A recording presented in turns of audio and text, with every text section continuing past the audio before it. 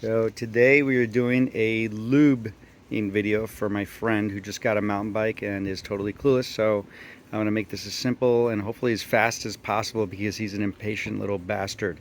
My daughter Sydney is going to do the filming for me. We're using Rock and Roll Lube. This stuff is amazing. This is the extreme version that I use for my mountain biking. It's mostly dry conditions around here. We shake this bad boy up first, right? Come on, Sydney. You want to hold the camera? All right, point to wherever I'm filming. So put something down first so you don't get grease all over the chain. That would be bad. Okay, the way I like to do it, nice and simple. Come over here at this angle. See, move over this way. Is we want to, hold on a second. First, what I like to do, put this in the smallest ring, okay, cog, whatever you want to call it, and let's get the excess dirt off before we add lube onto it and just drive it into the drivetrain. So spin it backwards, boom, see all the dirt on there, beautiful. Do this a few times until you see most of the dirt come off. Keep in mind, I literally just lubed this yesterday. So even though it's dry conditions and this is a generally dry lube, it's still picking up a decent amount of dirt. So we're gonna go backwards, and basically when sand and grit and dirt gets in there, it acts like sandpaper and it's just wearing away at your chain. If you have a cheap chain, I don't know, maybe you don't care, but I run XX1 chains and those are not cheap. So it'll make this last longer, these last longer, this last longer, and this last longer. So all those parts are very expensive. So you want to get it as clean as possible. All right, that's good enough, right? We can see that. All right, good enough. Now shake up the lube. We're going to start at the back cog. The best thing to do is if you have a master link, mine's colored so it makes it easier. I know where it is approximately. I'll start around there so I can see it. Shake up the lube, and I'm going to start turning because this is going to gush out quick. So I'm going to start turning before I turn it over so that it gushes onto a few links first. Then I let it touch the links as I go backwards. The contact helps pull it out of the bottle without me having to turn it over again to put more air in there. And you go slow so it has time to do that. And follow that link around. Here it comes around. I like to go twice. Some people go once. You could go more. It depends on how dirty your chain is. The nice part about this lube is that it has a cleaner in it also. So it actually cleans your chain while it's lubricated. So you don't have to do the dual process of cleaning your chain and then lubing it. I mean, some people may want to do that. That's not my idea of a good time. I like to simplify, so I do this instead.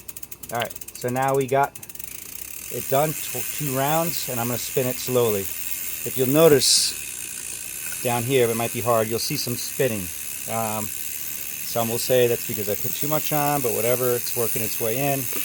And I spin it around slowly at first because I don't want it to spit too much. I want it to stay on the chain as much as possible. I also start up here so it gets on these little things, pulleys here, so that it's not just dropping straight to the ground. It gets in here and it holds it and helps apply it to the chain. So as I go along, I'm going to go faster and faster. You notice there's some over here spinning. And as you spin it backwards, you'll notice that it actually starts feeling smoother. Because what this lube literally does, or at least what they say it does, it helps pull the dirt that's inside the chain and it gets it to the outside of the chain. Whether that's true or not, I don't know, but you'll see when the video, when I start wiping again, it's going to be a lot dirtier again. So starting with the clean side of the same thing, you could use a rag if you want. I recommend buying these blue things, but if you have tons of rags around, use the rags. Okay, ready? Now I'm going to do the same thing. I'm going to grab it so my fingers are touching all 4 sides, and I pedal backwards. Boom, look at that. Real dirty again. Okay. Doing it again. So I'm basically going to do this style of lube. You don't necessarily leave on. It's to get it inside. You're supposed to do this until you get pretty much all the dirt off. So you just keep going backwards like so. What do you think, London? You learning something? Yeah. Yeah, that's my son, London. He's 6 years old and he's an awesome mountain biker. He just got a new Spawn Yama Jama, right? Your first bike with gears on it? Yeah. Yeah. Yeah. London's getting awesome at mountain biking. So now he's got a front fork on his bike. And he's got gears, right, London? You have 10 gears? Yeah. And now you have a 24-inch wheels, right? Yeah. Yeah. See, look, I'm still getting dirt off. Look at all that dirt. Yeah. Yeah. So you basically go, you know, the company, oh, I made a mistake. Listen, this stuff has a solvent in it. So before you put it down, put the cover on because you're just losing solvent while it's just sitting there. I don't know if it's a lot, but better safe than sorry. Also, you don't risk the chance of knocking it over and having it drip everywhere. This stuff isn't cheap, so you don't want to waste it. All right. I always buy the 16-ounce bottle because that's like 20 bucks on Amazon. So instead of spending 10 bucks on each bottle, that way I get 4 bottles for 20 instead of 4 bottles for 40. Saves you some money. All right. Now, the other thing I always like to do, this is pretty much as clean as I want for this video. I mean, you can keep going longer until there's almost no dirt left. See, there's only a little bit left at this point.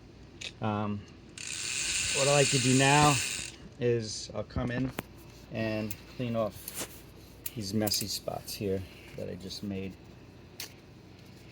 And actually that was messier than usual because I wasn't quite paying attention, but whatever. You'll get better as you go along. Then clean these spots off, the little wheels you don't want. It always tends to, the grease and dirt tend to cake up in these areas, so you want to make sure you clean these off. Just don't snag your fingers in there, you know. And then go around this ring, and again do the same thing. You want to clean off as much as the gunk as possible. I do this almost after every ride is ideal, but if you don't want to do it every single ride, that's up to you. You know, it depends how much time you have and how expensive your equipment is. I mean, this is pretty generally high-end stuff. Ceramic XO, this is an XO ring. I mean, these are like 400 to replace. I don't know what that is, but it's just the pulleys, but whatever.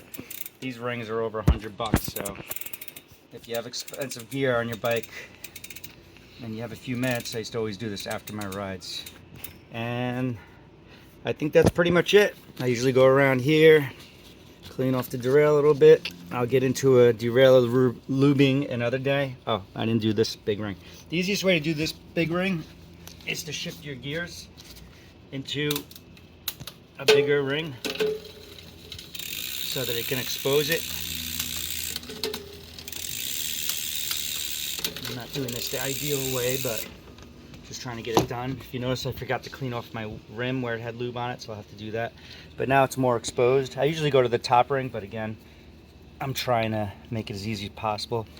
This one I tend to get easier caught up in, or you can just pull it back like that and turn it like that and clean it. You didn't have to put it in the top ring either, so whichever way you want to do it. I'm just showing you different ways of doing it. You know, if you want to do the spinning back method, that's fine too. All right, I hope that made sense. Any questions? You have any questions, London? No? You think, hey London, you think you could do this on your own? What do you think?